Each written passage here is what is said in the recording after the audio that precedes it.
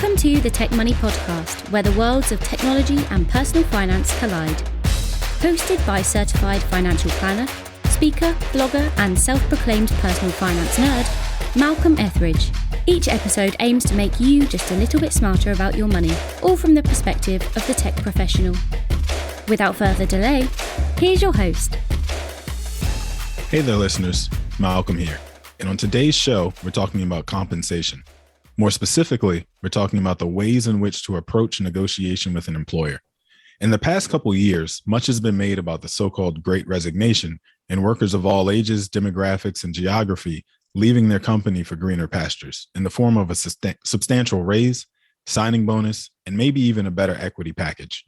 But with all the noise that's been made about the end result, the new job with the better pay and perks, not a lot has been said about exactly how to go about making your demands. And for those who have no intentions to find a new team, but feel that they are certainly being underpaid compared to peers at the same company, it could still be a good time to be talking to a manager about getting to parity.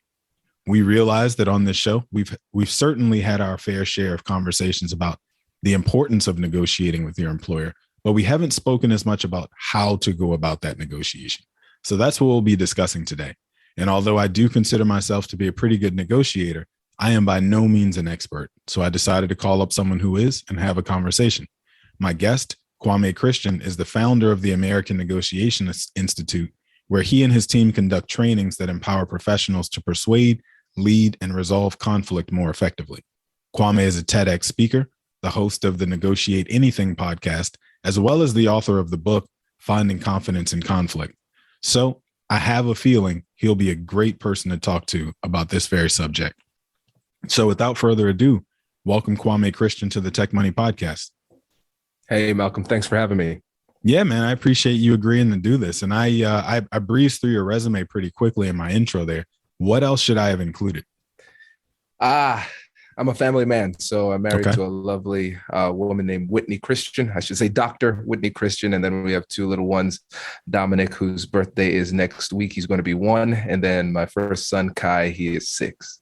Awesome, man. I'm glad you got those extra little kudos in there, because you never know who's listening to what, when, and all that kind of stuff. So you better build up those points. You gotta exactly. And this stuff lives forever, man. So the kids might even pick it up one day and catch that too. I should also throw in there, because this will be relevant at some point to the conversation, that you're a professor as well, right? I gave the rundown of the Negotiation Institute side, but also you're a professor. Yeah, man. I mean, essentially, I'm a stereotypical Caribbean American, so I have way too many jobs. So I have the director, the CEO of the American Negotiation Institute, building and scaling that company. I'm a professor of law at The Ohio State University, Moritz College of Law, teaching negotiation and mediation advocacy. Professor at the Otterbein University MBA program, teaching negotiation and communication. And I'm also a contributor at Forbes, of counsel at a law firm. So I do still practice a little bit to keep my skills sharp. Yeah, a lot. That's basically what you just, a lot. But so from my research, right, getting prepared for this episode, it seems like that TEDx talk you gave back in 2017 that I alluded to for a second there has kept you busy, to say the least, right? What has that experience been like? Yeah, it's been a roller coaster. And so I based that move off of a theory of thought leadership. So I said, all right, when I look at the thought leaders that I wanted to emulate career-wise, they have 3 things in common. So first, they have a distribution channel that they completely control. So for me, that's a podcast. So I'm the host of the top-ranked negotiation podcast in the world, Negotiate Anything.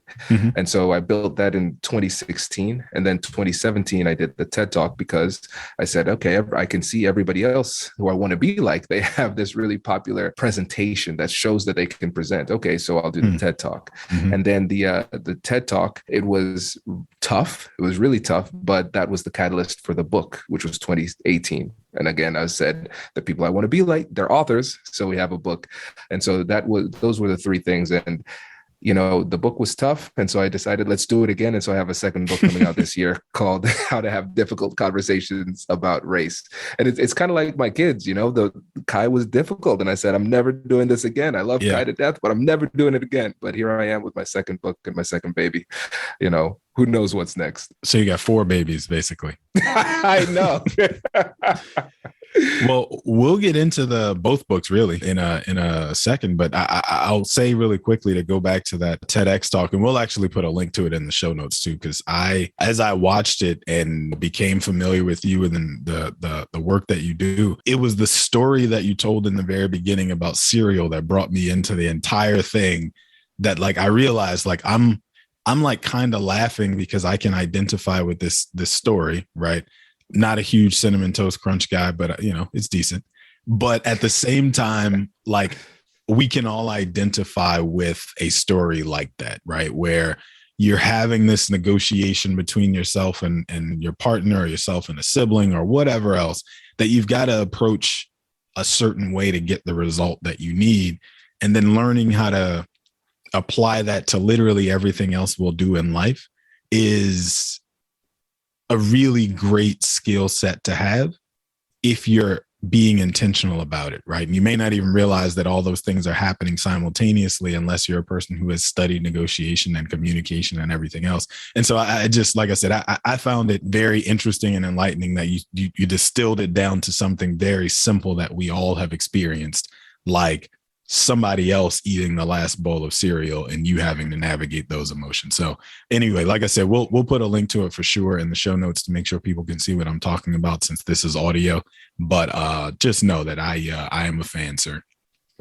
I appreciate it. And you brought up a really good point, because the way that we define negotiation at the American Negotiation Institute is anytime you're in a conversation and somebody in the conversation wants something. Mm-hmm. So we're negotiating all the time. And for a lot of people, it's a revolutionary idea, but they need that trigger to help them to recognize, hey, this is a negotiation. And now you can be more intentional about the way that you have the conversation. Otherwise, we just say this is an annoying conversation with an annoying person, and we don't have strategies other than saying what we want to say louder the second time. So I think that's a good segue into something else I observed that I thought was interesting, because I mentioned at the top of this that you happen to be a college professor, right? And one of the interesting things I came across while I was prepping for the interview is that you teach a class called How to Be Both Likable and Assertive, which I find interesting, right? Who typically signs up for that class in your experience since you've been teaching it? Yeah, that one is through LinkedIn Learning. And that's, okay. I think it might be one of the most popular courses we have on the platform. And what I'm finding is that it's a very diverse crowd, Malcolm. Okay. Because everybody is struggling with that to a certain extent. Because one of the things that people struggle with is that fear of having difficult conversations. Mm-hmm. And one of the origins of that fear is the fear of rejection, the fear that I'm going to offend people, hurt feelings, those type of things. So I'm just not going to risk the relationship. And so I'm not going to solve this problem through conflict resolution. And so people are drawn to that because they understand that they need to be assertive, they need to advocate for themselves, they need to set boundaries, but they at the same time, but they want to make sure that the relationship is preserved. And so when they take the course and go through it, they realize this can be done. You can mm-hmm. set those barriers and negotiate for yourself while at the same time maintaining the relationship. Yeah, I am very much in agreement with that. I think we have to have difficult conversations, whether we like it or not, right? Otherwise, the thing just completely melts down, and then we're looking around going, I don't know why this didn't work out, right? Like either you willfully have the difficult conversation or you have a much more difficult conversation later once it's all kind of boiled up. But either way, like those are our two options, right? And so I, like you, see it as one of those things where any and everybody can benefit from it. I thought what you were going to tell me, and the reason I asked the question that way, was that it's always the business students who sign up for a course like that see it as a skill that they're going to have coming out of there, or it's the law students who want to sign up for that course because they see it as, I'm going to have to do a ton of negotiation in the future. And so I better learn how to be likable and assertive at the same time. Yeah, I think that's one of the things that's been so interesting to me with the American Negotiation Institute is that everybody's struggling with more or less the same thing, just mm-hmm. applied in different locations. And so we've been able to service a wide variety of clients, from like the procurement team at Target. So they're negotiating like billions of dollars worth of deals every year. And then the leaders at NASA, they're having difficult conversations about negotiating the return to work and those type of things. And so everybody's struggling with the same things. And so we're able to take those same fundamentals, bring it to different companies and help them to solve their particular problems. So on that same note, though, right, you mentioned very briefly that you're writing a second book, and this one is going to be a little bit more complicated than the first one because you decided to bring race into the conversation, which is always a difficult conversation, right? Having conversation about race among people of the same race is not always easy, right? So talk us through that thought process. What's the premise behind the book and what made you decide ultimately to have an even more difficult conversation? Yeah, I don't like to make it easy on myself, clearly, Malcolm. And, it's a risky one. It certainly is, because it's safer to just stay in the negotiation and conflict resolution world, in the business world. But in 2020, we realized that one of the most difficult conversations that we were having or not having was the difficult conversation about race. And in a lot of situations, leaders who never thought of themselves of having to talk about it, they don't want to talk about it. Now they're in a position where they have to. Yeah. And so we wanted to create a resource for leaders who are in DEI, diversity, equity, and inclusion. They're having difficult conversations about race and other sensitive topics. But what we realize is that everybody, from one time to another, whether it's with you're trying to implement a program, or you don't agree with a program at work, or you're talking about culture change at work, or you're having a conversation with a family member at Thanksgiving. Yeah. These conversations come up. And I want to make sure that people are able to have a skill set that they can rely on so they can have these conversations and use them as an opportunity to connect and learn from each other instead of using them to hurt each other.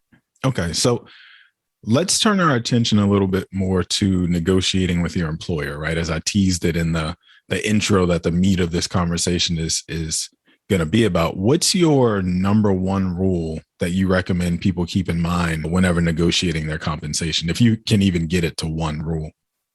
Oh, it's the one rule is easy. Negotiate your compensation. Okay, fair enough. That's the rule. That's the rule, because that's where most people fail. They don't even take the time to negotiate. They use fear as an excuse to hold them back. And fear comes in many different ways. So it might come in the form of procrastination, over researching, and then just never getting to the point of having the conversation. But we really overcomplicate it. We just have to start the conversation. That's the first thing. Not at all the answer I thought you would give. So I'm glad I asked that one. So, okay, then let me flip it on its head. Then, do you have a golden rule for what not to do when negotiating with an employer? Yeah, I mean, the cop-out answer, Malcolm, would be the golden rule would be, hey, don't forget to negotiate, but I'll give you I'll give you something a little bit deeper. The framework that we use as the fundamental for every negotiation, whether it's at work or at home, is called the compassionate curiosity framework. And so it's 3 steps. And so step 1 is acknowledge and validate emotions. Step 2 is get curious with compassion. And step 3 is joint problem solving. And what you'll see, Malcolm, is that we always want to simplify the process so people will actually take action instead of over intellectualizing it so they don't take action. Yeah. And so one of the mistakes that people make is they don't lead with curiosity. They don't ask enough questions. They have these assumptions. They think they already know what the employer wants or doesn't want. And so they operate as if those assumptions are true, but they don't take the time to inquire. What concerns do you have? And then acknowledging those concerns. Oh, it makes sense. I can understand why cash flow is a concern for you, right? And now for me, now as an employer with employees, I think about negotiation, salary negotiation completely differently. I embrace it. I like it. And a lot of times people are afraid to ask because they think I'm annoying my boss. They don't want to hear from me. No, I want to, because I know that if you are negotiating with me, that shows that you're committed. And it also shows that you're going to bring me value, because I'm not going to give you more money or flexibility or whatever it is unless I'm getting something in return. Yeah. So I know you're going to make my life better, and I will make your life better in return. Yeah, I think about this from the perspective of the person who is like, I don't want to make any waves. I'm going to have to work with this person once I get there. I'm going to have to look this person in the eyes, and maybe I went a little too aggressive. And so I turned them off and ruffled their feathers and whatever. And I think about it two ways. I think, one, a place that if you offered me $100,000, say, and I said, I'd really rather have 110 in order to come, join your operation. And you said, no deal. I can't do the extra $10,000, no deal. And not only am I not going to do that, I'm actually going to pull the offer altogether. Right. Because that seems to be what people's biggest fear really is. In that case, they did me a favor because they just showed me that's a place I really don't want to be working anyway. Right. That's a toxic work culture that me negotiating my compensation is a non-starter and you're willing to pull the offer all over it. Right. And then secondly, what are the odds that when I come into the company and I accept the offer and the person who's the hiring manager is my direct supervisor, what are the odds that that person is either going to get promoted sometime soon, take a new job themselves somewhere else sometime soon, or I'm going to get moved out of that person's purview at some point, right? It's fairly substantial, right? The odds that we're not going to be working directly together for the rest of my career is very high. So allowing that one uncomfortable conversation with that one person or couple of people to dictate how much I'm going to make long term, just for the sake of not wanting to ruffle one person's feathers, to me is very short-sighted. So I take your point about the rule being negotiate the compensation is rule number one, just because I think longer term, that difficult conversation, that uncomfortable conversation you have to have is so valuable. Yes, exactly. Well said. And the thing is, we have to recognize that every ceiling is a new floor, right? So you want to negotiate as hard as you can at the beginning, because that's going to be the baseline for your next negotiation. If you don't negotiate, you're easily missing out on $1 million worth of compensation over the duration of your lifetime, easily. And then when you consider the opportunity cost loss that you could have put that in the market, I mean, it's substantial. And so it's critical that we negotiate. And honestly, Malcolm, especially working at the American Negotiation Institute, if I were to hire, for instance, a salesperson and then they don't negotiate, then I feel like concerned. I made a mistake. Exactly. Yeah. I made a mistake, so this is a showcase of your ability to advocate for yourself, because the employer is going to pay attention to that. Hey, this person can be both likable and assertive at the same time and advocate respectfully. They will be able to do the same thing on behalf of the company as well. So, okay, let's say we had this conversation so well that we've already convinced everybody listening that the act of negotiating is necessary and they're already bought into that, right? I want to make sure that we move beyond that at a point in this conversation. So, we always tell people to be prepared and have your facts ready before trying to negotiate anything. And especially when it comes to compensation negotiations, but this goes for pretty much everything, right? Know your facts. But what does that actually mean? What should I have prepared before entering into such a conversation? So here's the thing. I'm going to make this super simple. So I have a free gift for everybody. Okay. If they go to our website, AmericanNegotiationInstitute.com/guide, GUIDE, they can get access to all of our free negotiation guides, one of which is a salary negotiation guide. Okay. So, it walks you through step by step what you need to do to be adequately prepared. Because even if I walk through what you need to do to be prepared, and I will, don't worry, Malcolm, I will, you're going to forget.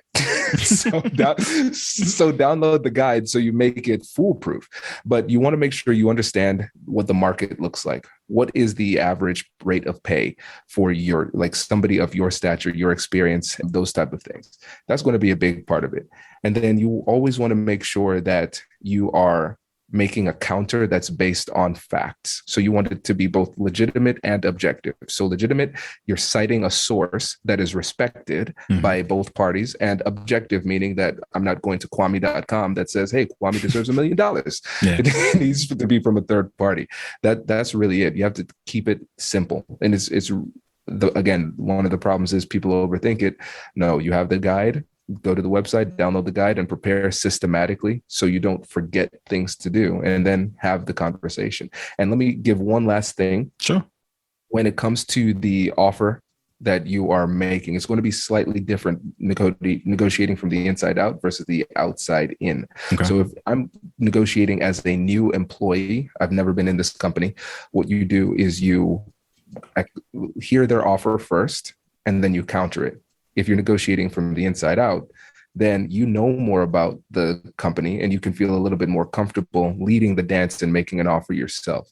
And a simple way to counter an initial offer is by doing this. First, state appreciation, then state the facts, and then ask a question. So, Malcolm, I really appreciate the offer. I think that we have a great opportunity to work together. Based on my research, somebody, given my experience and what the market value is, I should actually be making closer to the $110,000 to $120,000 range. What flexibility do you have in your offer that could get us closer to that range? That's it. Just 3 sentences. That's the email. And the thing is, like these simple things, if you think about your hourly rate and you work there for, let's say, 5 years, you negotiate an extra $10,000 every year. So for about 12 minutes of your time, you make an extra $50,000. I think that's a pretty solid hourly rate of return. I would have to agree. Yeah. When you put it that way, I can't really argue with it when you put it in those terms. So here's another thing I was thinking about as you were talking. You triggered something in my brain, and I think this comes from a book that I read that I'm sure you've heard of called Never Split the Difference. And essentially, what it made me think about was a part in the book where they mentioned that it's not just you who's uncomfortable in this conversation, right? And so I could be the hiring manager for so and so company and have been in that position for 10 years. And I have this conversation all the time. I'm still, to some degree, uncomfortable having to have this conversation every time it comes up. And so by you putting it in simple terms and being generous about it and friendly and all that kind of stuff with the negotiation, it makes me more likely to want to say yes to what you're asking, because I want this to be over as badly as you want this to be over. And so just recognizing that the other person sitting across from you is just as human as you are and has human emotions around the discomfort of negotiating makes it easier to say, let me put this out there. We can both get to where we need to get to, so we can both get on to happier, friendlier conversation that's going to restore the happiness in this engagement we're having now. Absolutely. And yeah, Chris was actually on the Negotiate Anything podcast a while back. So yeah, very familiar with his work. And it's a really great point. And everybody's going to be somewhat uncomfortable in these conversations. And so I think a lot of times we feel the emotion, but we don't understand what it means. And here's what I mean by that. The emotions tell us something about ourselves, and they are signals, but they are not truth in itself. So for example, we'll feel uncomfortable, we'll feel fear, and then that fear will cause us to say, I should not have that conversation. Yep. But that discomfort is really telling us that this is an important conversation that needs to be had.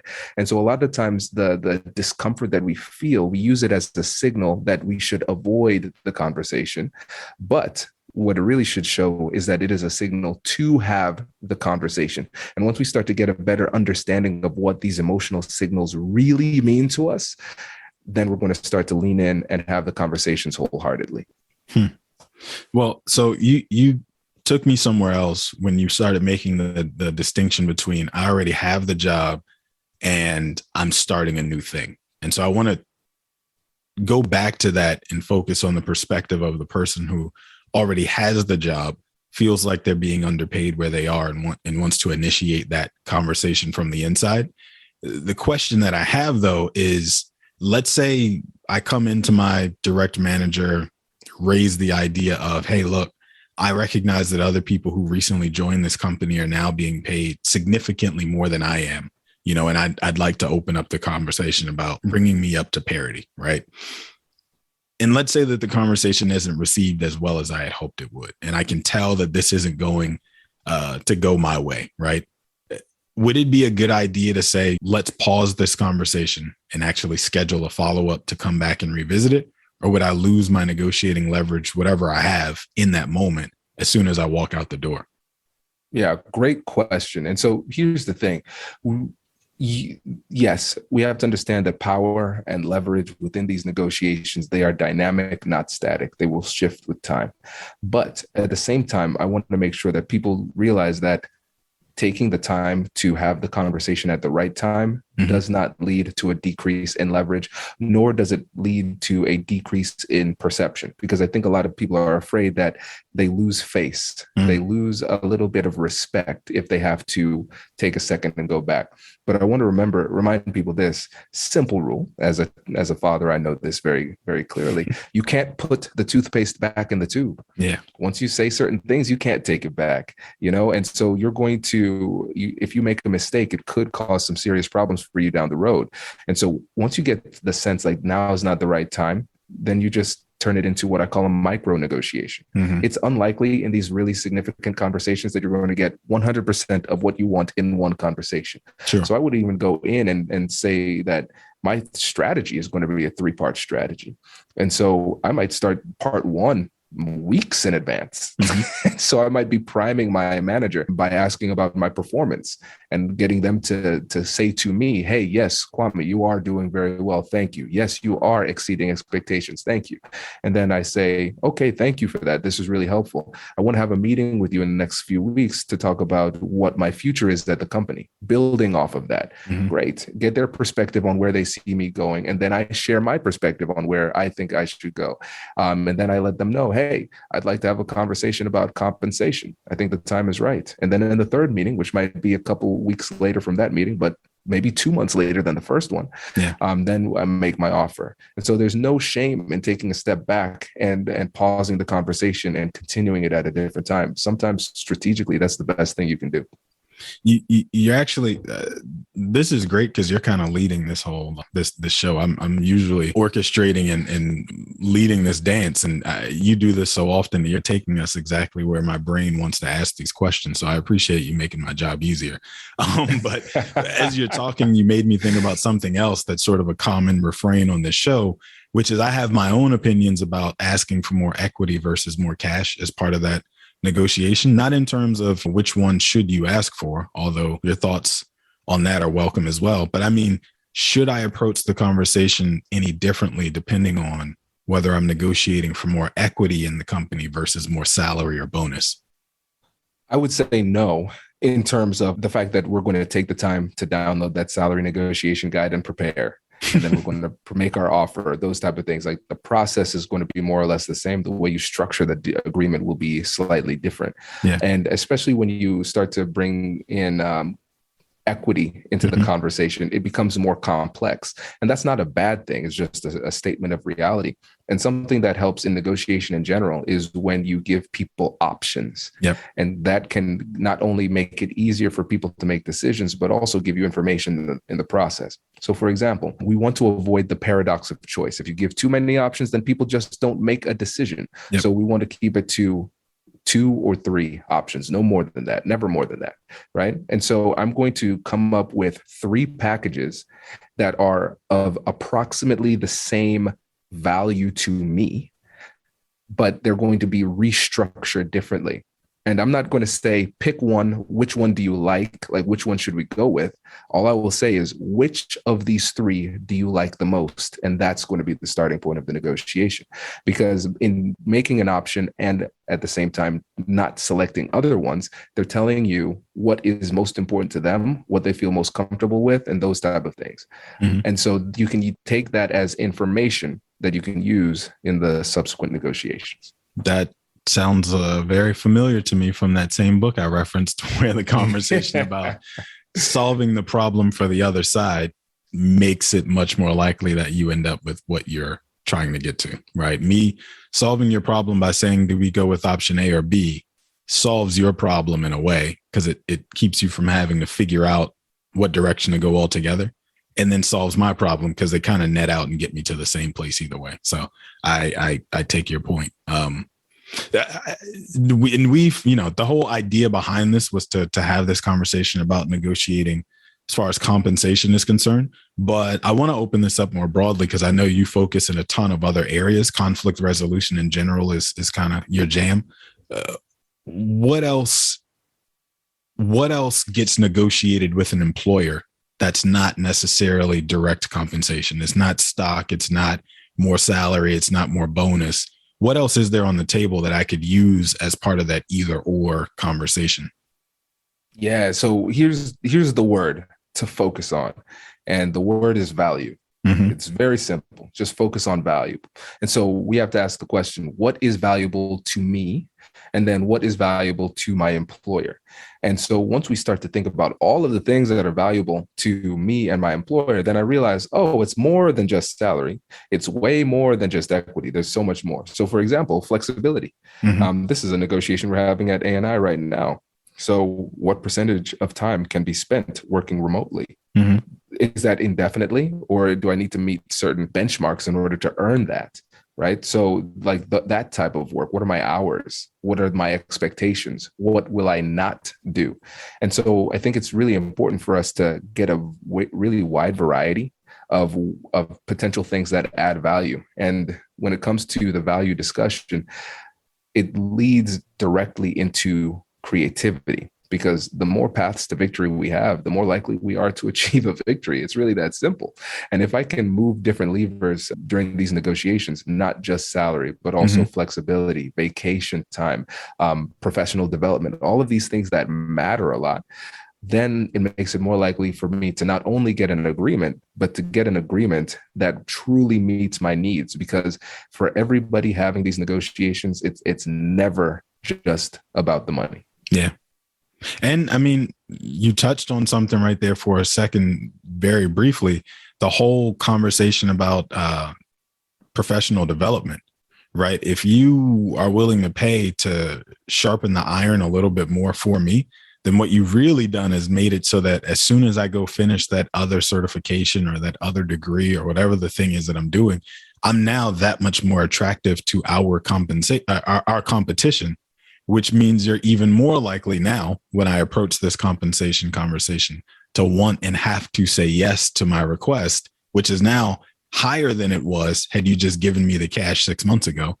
So, you kind of helped me help myself basically by focusing on the professional development and becoming even more attractive in my field than I was before. Exactly. Yesterday's price is not today's price. Right. Right. So when you talk about value like that, that's a whole other value add that goes well beyond 10,000 additional dollars that the IRS is going to take some of, and so forth and so on. Exactly. So let's move beyond salary negotiation, compensation negotiation for a second and open this up a little bit more broadly. What would you say people get wrong most often when it comes to negotiating, whether it's compensation or anything else? And so this is one of the beautiful things about being a host of a podcast and speaking selfishly, is that I learn just as much as the guests. And so one of my guests recently wrote a book called You Are More Influential Than You Think. And they ran a number of experiments to demonstrate that people anticipate more resistance than they actually get in these difficult conversations. And so I think one of the things that people get wrong is that they don't recognize how likely they are to succeed. And I would add on to that, not only do they not recognize how likely they are to succeed, they don't recognize the variety of ways in which they can succeed. Right. And so if you think about the conversation we just had about compensation, and you made a really great point, it might be a little bit myopic to think about it in terms of, hey, can I get an extra 10K versus, hey, can I get some professional development to make me more dangerous in general, right?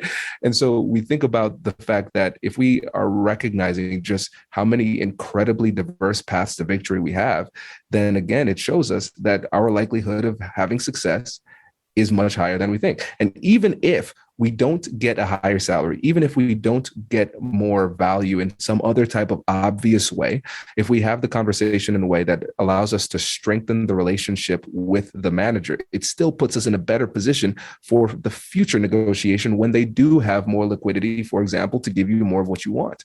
And so if you are really open-minded and creative and opportunistic in the way that you approach these negotiations, there's a way that you can make it so that you never lose, regardless of the outcome, if you have the right mentality.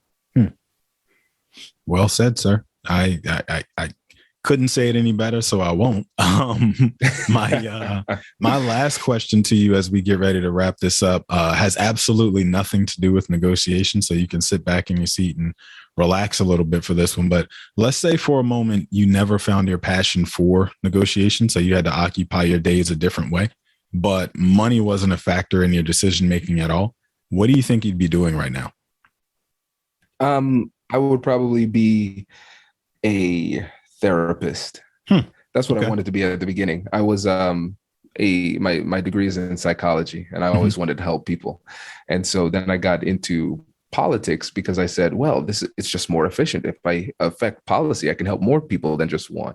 And so that's why I got the law degree and a master of public policy. But as I learned more about politics, Malcolm, I said, I am not doing this to myself. So really, negotiation is my conduit back to psychology. And so, because as a recovering people pleaser, I want to help people to feel more empowered to have these difficult conversations, because I know how it changed my life. Yeah. And so if we have to take away negotiation, then we just take away the fact that I'm using negotiation as a tool to get back to psychology. I'll just go straight back to psychology and be a therapist. Makes sense to me. I appreciate you being so generous with your time and your talents, man. This has been great. Where can people find you if they want to learn more about you and or the American Negotiation Institute after this goes live? Yeah. So if you're interested in coaching, training, or consulting work in the fields of negotiation, conflict resolution, or diversity, equity, and inclusion, we use negotiation as the methodology to solve all of those problems. Reach out to us at theamericannegotiationinstitute.com. I'm very active on LinkedIn, not very many other social media networks, unless you want to see cute pictures of my kids, then follow me on Instagram.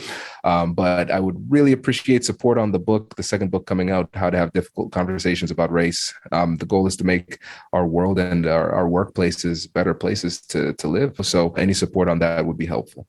And I know you guys are doing a bit of a pre-sale on the book, so we'll make sure we get a link to that in the show notes as well. But in the meantime, Eric with an A, why don't you go ahead and close us out, sir? I'd be happy to. Gentlemen, this has been fantastic. Kwame, he's asked that question, that last question of every guest pretty much. And it's, Malcolm, I'm seeing a pattern. Anybody who says anything about therapy, or maybe I would do some teaching like you, that was kind of your answer, they always find a way to impact people's lives and help them, even though they're not in the field that they maybe said I would do if I wasn't doing this. Interesting observation. Yeah, I just find it fascinating. So Kwame, I thank you so much for all the work that you do to help people, help their lives and improve everything around them. And Malcolm, same thing with you. So I appreciate you bringing them on the show. And our last thank you, of course, goes to you, listening audience. Thank you so much for tuning in and listening to the Tech Money Podcast with Malcolm Ethridge. If you have not subscribed to the podcast yet, please click the subscribe now button below. This way, when Malcolm comes out with a new podcast, it'll show up directly on your listening device. We humbly ask that you share this podcast and leave a review, as this will help others find the show. You can connect with Malcolm on social at Malcolm on Money. We'd love to hear from you and answer any questions you have. You can do so by emailing them to podcast@tech-money.com. Thanks again for listening today. For everyone at Tech Money, our hope is that this show helped make you a little smarter about your money. This has been the Tech Money Podcast. For more information on today's topic, to review the show notes, or to catch up on past episodes, be sure to check out malcolmethridge.com/podcast. And if you have an idea for a show topic that you'd like us to cover, or you want to send us feedback, the web address again is malcolmethridge.com. You can also find Malcolm across all social media platforms at Malcolm on Money. This episode was written and created by Malcolm Ethridge, with the production, the editing, and sound controls powered by Proudmouth. This has been a Malcolm on Money original. Thank you for listening. The information shared in this recording and by its guests represents the views and opinions of the guests and does not represent the views or opinions of the host. This content has been made available for informational and educational purposes only. This content is not, nor is it intended to be a substitute for professional financial advice. It is always recommended that you seek the advice of your financial advisor or other qualified financial service provider with any questions you may have regarding your personal financial situation.